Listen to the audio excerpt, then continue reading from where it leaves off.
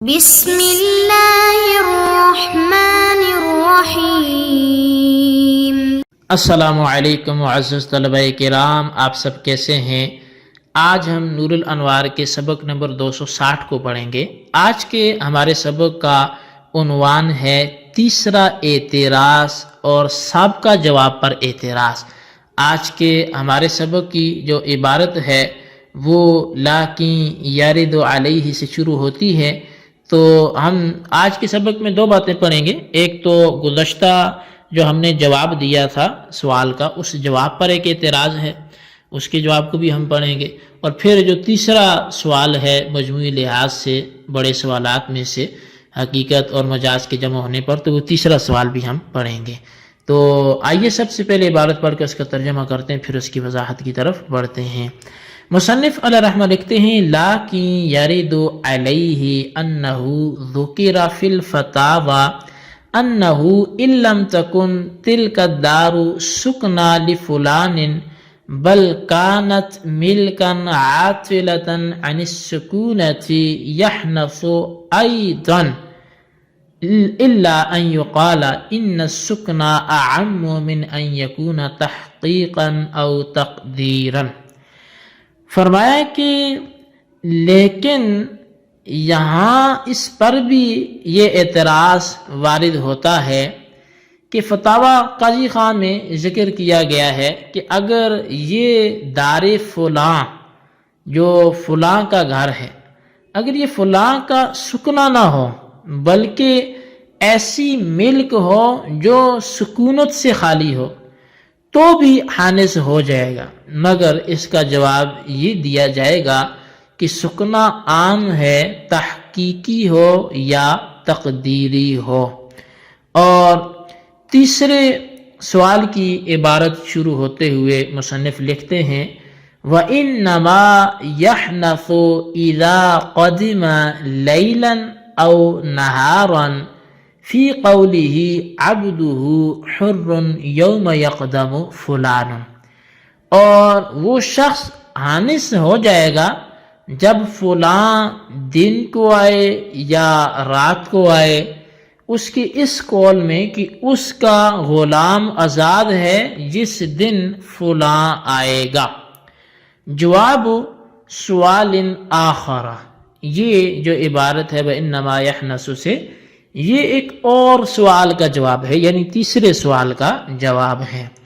تقریرہ، اور اس سوال کی تقریر اور وضاحت یہ ہے انہ اذا حلف احد، کہ جب کسی ایک نے قسم کھائی، فقال عبدی حر یوم یقدم فلان، اور یہ کہا کہ میرا غلام آزاد ہے جس دن فلاں آئے گا، فَالْيَوْمُ حَقِيقَةٌ فِي النَّهَارِ وَمَجَازٌ فِي اللَّيْلِ، تو پس یوم یہ نہار کے معاملے میں حقیقت ہے اور رات کے معاملے میں مجاز ہے۔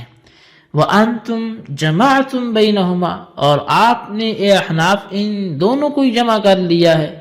وَقُلْتُمْ، اور آپ لوگوں نے کہا ہے کہ بِأَنَّهُ إِن قَدِمَ فُلَانٌ لَيْلًا أَوْ نَهَارًا يَعْتِقُ الْعَبْدُ، کہ فلاں اگر دن کو آئے یا پھر وہ رات کو آئے تو غلام بہر دو صورت آزاد ہو جائے گا۔ جی طلبہ کرام، یہ تھی ہمارے آج کے سبق کی عبارت، اس کا ترجمہ۔ آئیے اب اس کی وضاحت کی طرف بڑھتے ہیں۔ سب سے پہلی بات جو ہے وہ آج کے سبق کی گزشتہ جواب پر ایک اعتراض ہے۔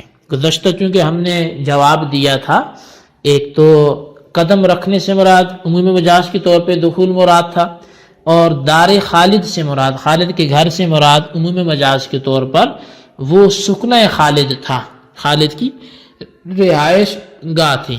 تو اب صاحب نور الانوار کہتے ہیں کہ سابقہ حکم اس وقت ہے، جو سابقہ جواب ہے وہ اس وقت ویلڈ ہے کہ جس پر یہ اعتراض واقع نہ ہو۔ اعتراض کیا ہوتا ہے؟ جی کہا کہ اعتراض یہ ہوتا ہے کہ فتاوی قاضی خان میں مذکور ہے کہ وہ مکان جس میں قسم کھانے والا داخل ہوا ہے اگر وہ خالد کا مسکونہ اور رہائشی مکان نہ ہو بلکہ خالد کا مملوکہ مکان ہو، مگر خالد اس میں رہائش نہ کرتا ہو بلکہ خالی پڑا ہوا ہو، تو حالف اس میں داخل ہونے سے بھی آنے سے ہو جائے گا۔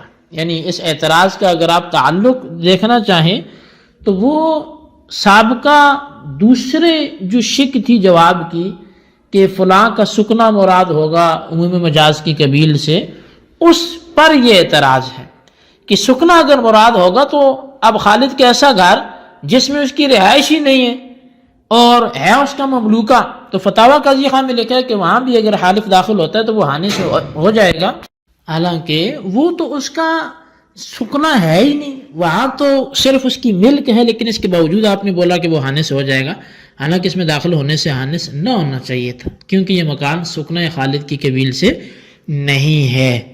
تو اب اس کا کیا جواب ہوگا؟ تو اس کا جواب یہ ہے کہ سکنا عام ہے، تحقیقی ہو یا تقدیری ہو۔ تحقیقی ہو یعنی بالفعل اس میں رہتا ہو، یا تقدیری ہو یعنی فی الحال اگرچہ اس میں نہیں رہتا لیکن اس میں رہنے کی پوری قدرت ہو۔ پس خالد اپنے مذکورہ مکان میں اگرچہ فی الحال رہائش نہیں رکھتا لیکن اس میں رہائش کرنے کی خالد کو پوری قدرت حاصل ہے۔ حاصل یہ ہے کہ یہاں سکنا تقدیری موجود ہے، لہٰذا اس مکان میں داخل ہونے سے بھی حالف حانس ہو جائے گا۔ یہ خیال رہے کہ یہ اعتراض صرف فتاوی قاضی خان کے بیان پر وارد ہوگا، ورنہ شمس الائمہ کے نزدیک اس طرح کے مکان میں داخل ہونے سے حالف آنے سے نہیں ہوگا، کیونکہ اس مکان سے خالد کے سکنا کی نسبت منقطع ہے، حالانکہ حالف نے سکنا کو خالد کی طرف منسوب کیا ہے، ملک کو خاص کر کے منسوب نہیں کیا۔ یہ تھا جی ہمارا سابقہ جو جواب پر اعتراض تھا، یہ اس کی تقریر تھی۔ ابھی ہم نے تیسرا جو سوال ہے اس کی بحث کو شروع نہیں کیا، اب ہم تیسرے بحث کی وضاحت کی طرف بڑھتے ہیں۔ یہ جو عبارت ہے وَإِنَّمَا يَحْنَسُ إِذَا قَدِمَ لَيْلًا أَوْ نَهَارًا، اس عبارت میں مذکورہ قاعدے پر ایک تیسرا اعتراض ذکر کیا گیا ہے۔ اعتراض کا حاصل یہ ہے کہ اگر کسی آدمی نے کہا کہ اگر آج فلاں شخص آ جائے تو میرا غلام آزاد ہے، بس غلام اگر آج وہ فلاں جو شخص ہے وہ اگر آج دن میں آ گیا تو بھی غلام آزاد ہو جائے گا، اور اگر دن گزرنے کے بعد رات میں فلاں آیا تو بھی اس کا غلام آزاد ہو جائے گا۔ یہ ہمارے نزدیک مسئلہ ہے۔ حالانکہ لفظ یوم دن کے معنی میں حقیقت ہے اور رات کے معنی میں مجاز ہے، پس احناف کے نزدیک دن اور رات دونوں وقتوں میں فلاں کے آنے سے غلام کا آزاد ہونا یہ جمع بین الحقیقت والمجاز کا ارتکاب نہیں ہے تو اور کیا ہے؟ حالانکہ آپ حنفیوں نے یہ رٹ لگا رکھی ہے کہ نہیں جی ہم تو حقیقت اور مجاز کو جمع کرتے ہی نہیں ہیں، تو یہی تو حقیقت اور مجاز کو جمع کرنا ہے کہ بولا یہ ہے کہ جس دن فلاں آئے گا تو غلام آزاد ہے، اور یوم کا چونکہ جو حقیقی معنی ہے وہ دن کی سفیدی ہے تو لہٰذا دن میں آئے تو بھی آزاد، اور مجازی معنی یوم بول کے 24 گھنٹے مراد دیے جا سکتے ہیں، یعنی رات بھی مراد دی جا سکتی ہے تو وہ مجازن ہے۔ اب رات میں فلاں آئے تو بھی غلام آزاد ہو رہا ہے، تو مطلب آپ کے ہاں حقیقی معنی بھی بیک وقت مراد دیا جا رہا ہے اور مجازی معنی بھی بیک وقت مراد لیا جا رہا ہے، جبکہ آپ کا دعویٰ یہ ہے کہ ہم یا حقیقت پہ عمل کرتے ہیں اور جب اس پہ عمل ممکن نہ ہو تو پھر مجاز پہ عمل کرتے ہیں، لیکن ایسا نہیں ہوتا کہ حقیقت اور مجاز دونوں کو جمع کر لیں۔ تو اے احناف تمہارے دعوے تو کچھ اور، لیکن باتیں پریکٹیکلی عملی طور پہ دیکھیں تو کچھ اور۔ یہ معترضین کی طرف سے اعتراضات تھے جی اور سوالات تھے، اور یہ تیسرا سوال تھا جو حقیقت اور مجاز کے جمع کرنے کے حوالے سے وارد ہوا۔ اب صرف فوائد کے طور پہ، چونکہ اس کا جواب تو باقاعدہ ہم انشاءاللہ آئندہ سبق میں پڑھیں گے، صرف یمین کے حوالے سے کچھ باتیں آپ کے گوش گزار کی جاتی ہیں۔ شرعاً اس مضبوط عقد کا نام یمین ہے کہ جس کے ذریعے حالف کسی کام کے کرنے یا نہ کرنے کا عزم کرے۔ یمین میں تعلیق بھی داخل ہے، کیونکہ تعلیق کہتے ہیں کہ ایک جملہ کے مضمون کے حصول کا دوسرے جملہ کے مضمون کے حصول کے ساتھ مربوط ہونا، اور تعلیق میں حانس ہونا یہ ہے کہ جس چیز کو معلق کیا گیا وہ واقع ہو جائے۔ جیسے کسی نے کہا ان جا خالد فعبدی حر، اگر خالد آ گیا تو میرا غلام آزاد ہے، بس خالد کے آتے ہی غلام کی آزادی واقع ہو جائے گی۔ بہرحال تعلیق بھی شرعاً یمین ہی ہوتی ہے، تو سمجھ لیں کہ یہ بھی یمین ہی کی ایک قسم ہوتی ہے۔ تو بہرحال یہ یمین صرف یہی نہیں ہے کہ کوئی واللہ کے الفاظ بول کر ہی قسم کھائے، بلکہ تعلیق بھی اس کا حصہ ہے، یہ بتلانا مقصود ہے۔ تو بہرحال یہ جو ہم پر اعتراض ہوا ہے، انشاءاللہ حناف کی جانب سے اس کا جواب آئندہ پیش کیا جائے گا۔ آپ ابھی تک جو پڑھا اس کو یاد رکھیں، اس کے خلاصے کو رجسٹر پہ نوٹ کریں۔